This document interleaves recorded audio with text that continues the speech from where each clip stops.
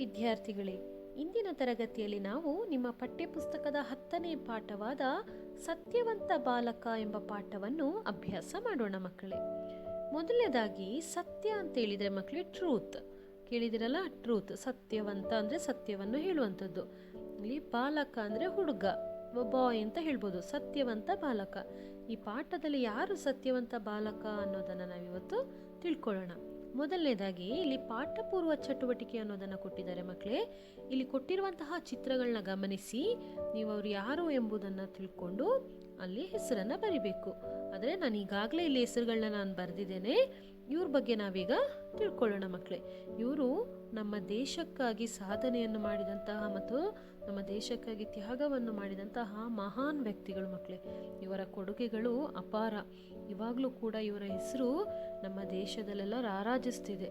ಇವ್ರ ಬಗ್ಗೆ ನಾನು ಇವತ್ತು ನಿಮಗೆ ಚಿಕ್ಕದಾಗಿ ವಿವರಣೆಯನ್ನು ನೀಡ್ತೇನೆ ಮಕ್ಕಳೇ. ಇವ್ರ ಮಕ್ಕಳೇ ಸುಭಾಷ್ ಚಂದ್ರ ಬೋಸ್.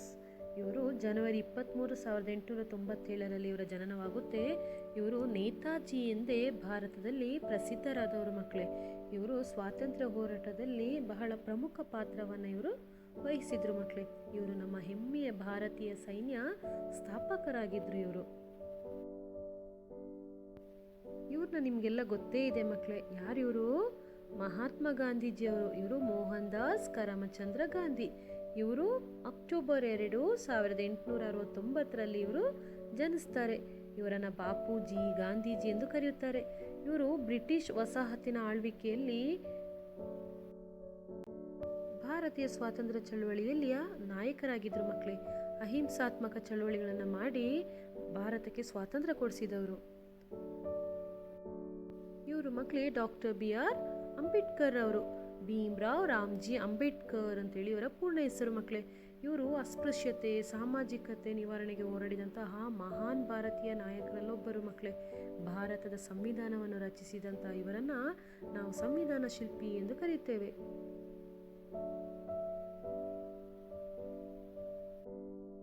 ಇವರು ನಮ್ಮೆಲ್ಲರ ನೆಚ್ಚಿನ APJ ಅಬ್ದುಲ್ ಕಲಾಂ ರವರು ಮಕ್ಕಳೇ. ಇವರು ನಮ್ಮ ಪ್ರೆಸಿಡೆಂಟ್ ಆಗಿದ್ರು, 11ನೇ ರಾಷ್ಟ್ರಪತಿಯಾಗಿದ್ರು.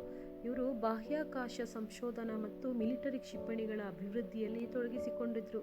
ಇವರನ್ನ ಭಾರತದ ಮಿಸೈಲ್ ಮ್ಯಾನ್ ಎಂದು ಕರೀತಾರೆ ಮಕ್ಕಳೇ. ಇವರು ಮದರ್ ತೆರೇಸಾ ಒಬ್ಬ ಮಹಾಮಾನವತಾವಾದಿ. ಇವರು ಬಡವರ, ರೋಗಿಗಳ, ಅನಾಥರ ಮತ್ತು ವೃದ್ಧರ ಸಂಕಟದಲ್ಲಿರೋರಿಗೆ ಸೇವೆ ಸಲ್ಲಿಸಿದ್ರು ಮಕ್ಕಳೇ. ಇವರಿಗೆ ನೊಬೆಲ್ ಶಾಂತಿ ಪ್ರಶಸ್ತಿ ನೀಡಿ ಗೌರವಿಸಲಾಗಿದೆ. ಸರ್ವಪಲ್ಲಿ ರಾಧಾಕೃಷ್ಣನ್. ಇವರು ನಮ್ಮ ದೇಶದ 2ನೇ ರಾಷ್ಟ್ರಪತಿ ಅಂದರೆ ಪ್ರೆಸಿಡೆಂಟ್ ಆಗಿದ್ದವರು ಮಕ್ಕಳೇ.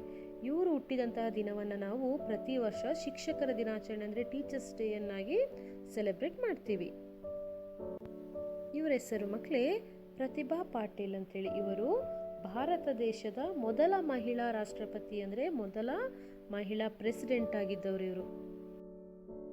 ಇವರು ಸ್ವಾಮಿ ವಿವೇಕಾನಂದರು. ಇವರು ಭಾರತದ ಅತ್ಯಂತ ಪ್ರಸಿದ್ಧ ಮತ್ತು ಪ್ರಭಾವಶಾಲಿ ತತ್ವಜ್ಞಾನಿಗಳಲ್ಲಿ ಒಬ್ಬರು. ಇವರ ಜನ್ಮದಿನವಾದ ಜನವರಿ 12ರಂದು ರಾಷ್ಟ್ರೀಯ ಯುವ ದಿನ ಎಂದು ಆಚರಿಸ್ತೇವೆ ಮಕ್ಕಳೇ ನಾವು. ಇವರು ಸಾಲು ಮರದ ತಿಮ್ಮಕ್ಕ ಮಕ್ಕಳೇ. ಇವರು ಹಲವಾರು ಮರಗಳನ್ನು ಬೆಳೆಸಿ ಸಾಲು ಮರಗಳನ್ನು ಬೆಳೆಸಿದ್ದಾರೆ. ಅದರಿಂದ ಇವ್ರನ್ನ ಸಾಲು ಮರದ ತಿಮ್ಮಕ್ಕ ಅಂತೇಳಿ ಕರಿತೇವೆ. ಇವರು ಕರ್ನಾಟಕದವರು. ಇವರು ತುಂಬ ಪರಿಸರವಾದಿಗಳಾಗಿದ್ದರು ಮಕ್ಕಳೇ. ಇವರಿಗೆ ಪದ್ಮಶ್ರೀ ಪ್ರಶಸ್ತಿ 2009 ನೀಡಿ ಗೌರವಿಸಲಾಗಿದೆ.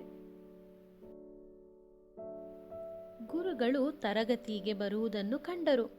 ಕೂಡಲೇ ಮಕ್ಕಳು ಸದ್ದು ನಿಲ್ಲಿಸಿ ಕುಳಿತರು. ಗುರುಗಳು ಒಳಗೆ ಬಂದರು. ಮಕ್ಕಳು ನಿಂತು ಗುರುಗಳಿಗೆ ವಂದಿಸಿದರು. ಮಕ್ಕಳೇ, ಗುರುಗಳಂದ್ರೆ ಯಾರು? ಟೀಚರ್ಸ್, ಶಿಕ್ಷಕರು. ಅವರಿಗೆ ಗುರುಗಳು ಅಂತೇಳಿ ಕರೀತಾರೆ. ಗುರುಗಳು ಏನು ಮಾಡ್ತಾರೆ? ತರಗತಿಗೆ ಬಂದರು, ಕ್ಲಾಸ್ ರೂಮಿಗೆ ಬರ್ತಾರೆ. ಅವರು ಕ್ಲಾಸ್ ರೂಮಿಗೆ ಬರೋದನ್ನು ಮಕ್ಕಳು ಕೂತ್ಕೊಂಡಿರ್ತಾರಲ್ಲ, ಮಕ್ಕಳೆಲ್ಲರೂ ನೋಡ್ತಾ ಇರ್ತಾರೆ. ಮಕ್ಕಳು ಜೋರಾಗಿ ಮಾತಾಡ್ತಾ ಇರ್ತಾರೆ. ಗುರುಗಳು ಬರೋಕ್ಕಿಂತ ಮುಂಚೆ ಅಂದರೆ ಟೀಚರ್ಸ್ ಬರೋಕ್ಕಿಂತ ಮುಂಚೆ ಕ್ಲಾಸಲ್ಲಿ ಜೋರಾಗಿ ಮಾತಾಡ್ತಿರ್ತಾರಲ್ವ, ಅದೇ ರೀತಿ ಇಲ್ಲಿಯೂ ಕೂಡ ಜೋರಾಗಿ ಮಾತಾಡ್ತಾ ಇರ್ತಾರೆ.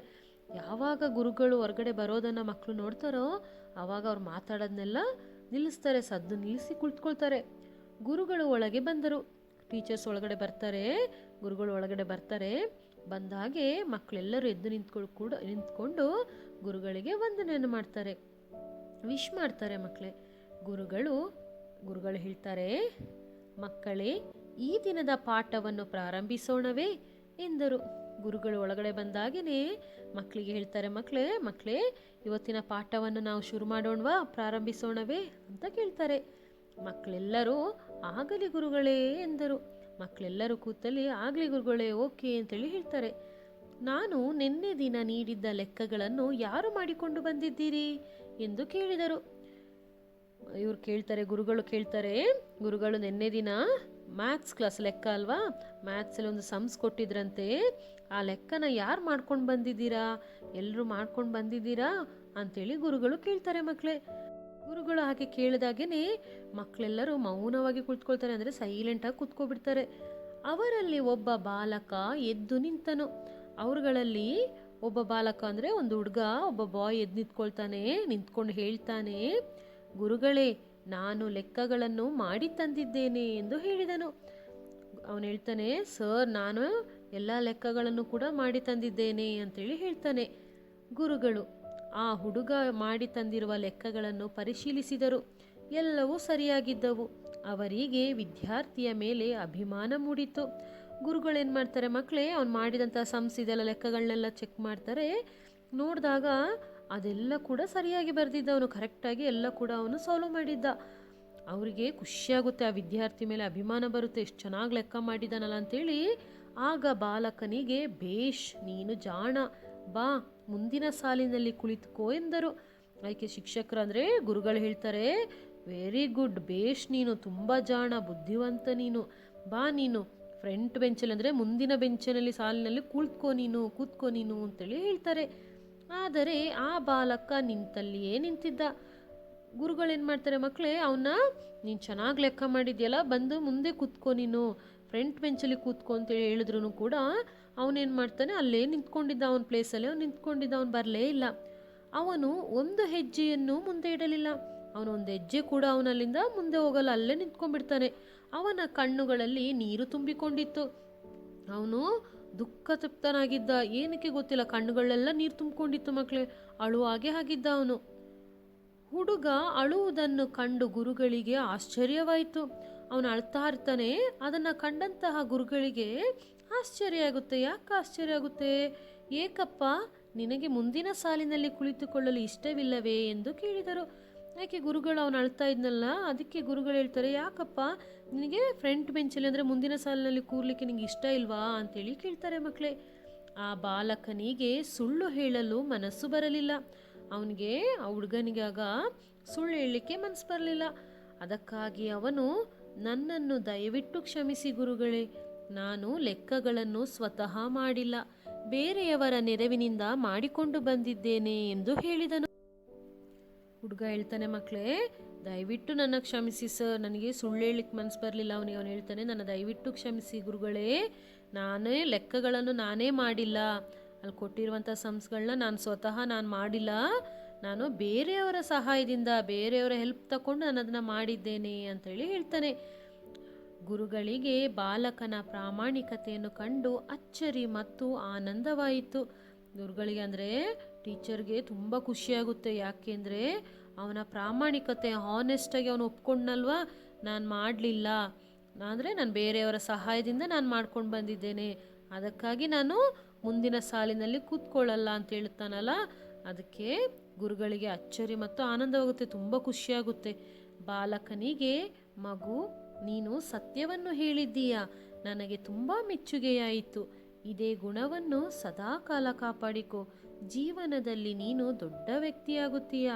ಗುರುಗಳು ಹೇಳ್ತಾರೆ, ಮಗು, ನೀನು ಯಾವಾಗಲೂ ಹೀಗೇ ಇರಬೇಕು, ನೀನು ಇವತ್ತು ಸತ್ಯವನ್ನು ಹೇಳಿದ್ಯಾ ನೋಡು, ನೀನು ಲೆಕ್ಕ ಮಾಡಿಲ್ಲದಿದ್ದು, ನೀನು ಬೇರೆಯವರ ಸಹಾಯ ಮಾಡಿದರೂ ಕೂಡ ನೀನೇ ಮಾಡಿದೆ ಅಂತ ನೀನು ಹೇಳಲಿಲ್ಲಲ್ಲ, ಬೇರೆಯವರ ಸಹಾಯ ತಗೊಂಡು ಮಾಡಿದೆ ಅಂತೇಳಿ ನೀನು ಸತ್ಯ ಹೇಳಿದ್ಯಲ್ವಾ, ಅದಕ್ಕೆ ನನಗೆ ನಿನ್ನ ತುಂಬ ಖುಷಿಯಾಯಿತು, ನನಗೆ ತುಂಬ ಮೆಚ್ಚುಗೆ ಆಯಿತು.